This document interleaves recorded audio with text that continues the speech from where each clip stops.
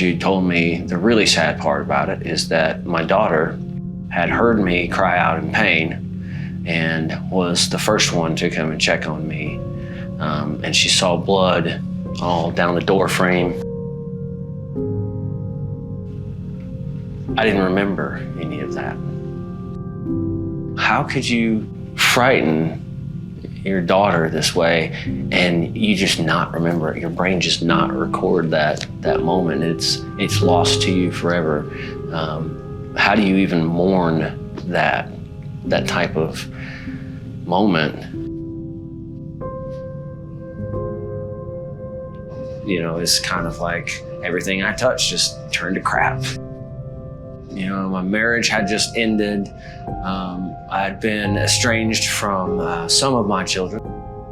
And I was pursuing things that I knew he didn't approve of.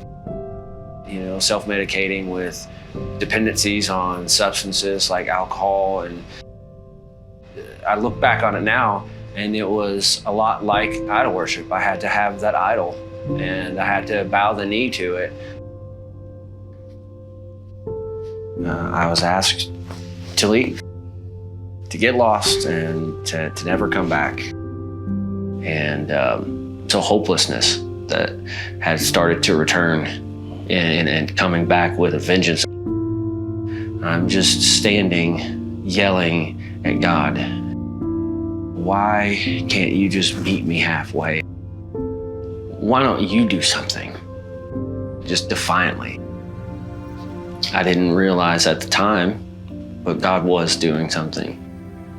And I had no idea that he was steering it towards surrender. He said, okay, it's not gonna look how you think it's gonna look, but here's your miracle. And that was Oak Ridge for me.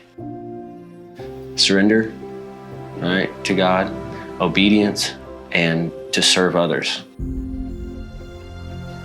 My daughter got on the phone and she said, Daddy, guess what I did?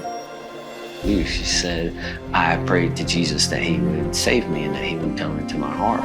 And I about fell apart, like just in the best way possible, just melted into that phone. And I almost couldn't believe, my ears.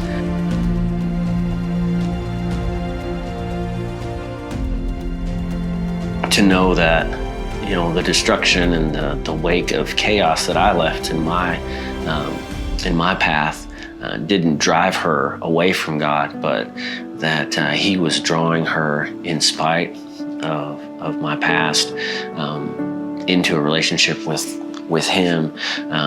It's an amazing thing to know that God could do that. The biggest difference between being sober and being truly free,